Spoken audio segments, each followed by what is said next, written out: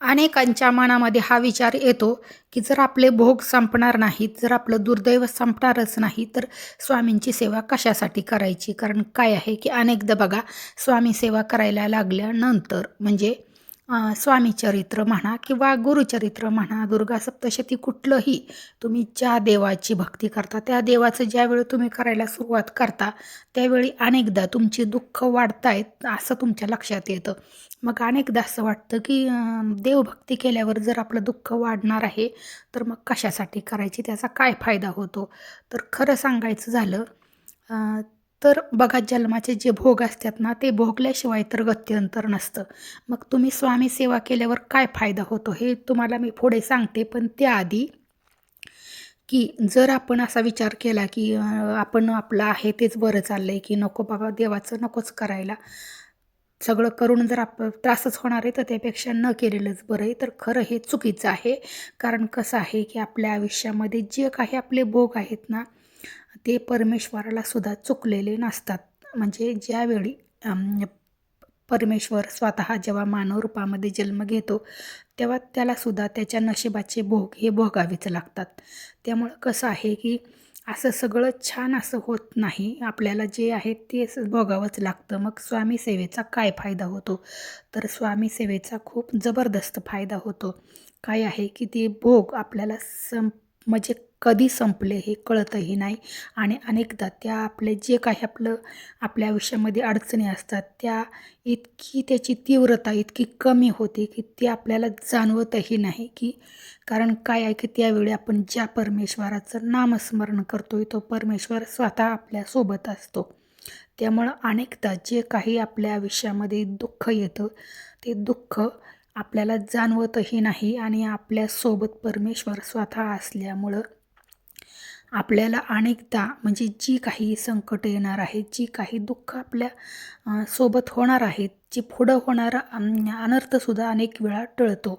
आणि कसं आहे, की स्वामींची सेवा केल्यानंतर आता स्वामी त्रास देत नाहीत, तर स्वामी त्या व्यक्तीला त्याची परीक्षा बघत असतात स्वामी. कारण कसं आहे, की आजकाल फक्त स्वामींचं नाव घ्यायचं म्हणून अनेक जण घेतात, देखावा म्हणून अनेक जण घेतात.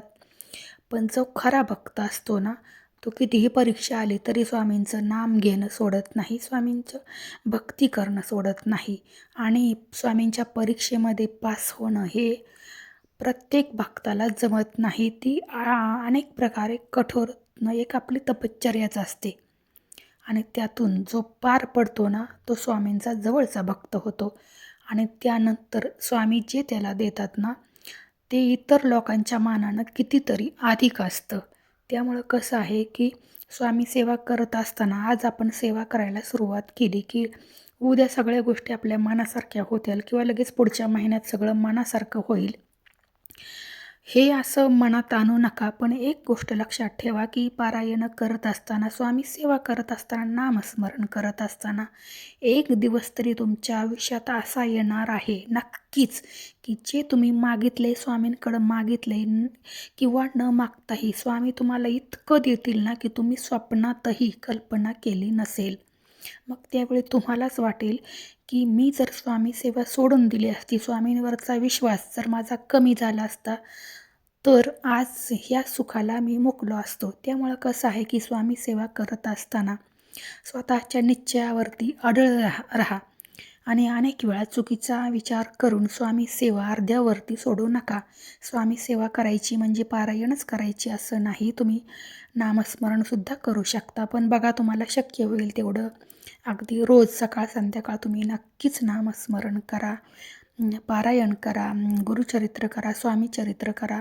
कसं आहे, की तुमच्या दुःखातून बाहेर पडण्यासाठी, तुमच्या कितीही मोठ्या अडचणीतून बाहेर पडण्यासाठी हा अतिशय प्रभावी उपाय आहे आणि जो आपण सहजपणे करू शकतो. त्यासाठी फार खर्चही करावा लागत नाही. फक्त आपल्या मनाची तयारी असावी लागते.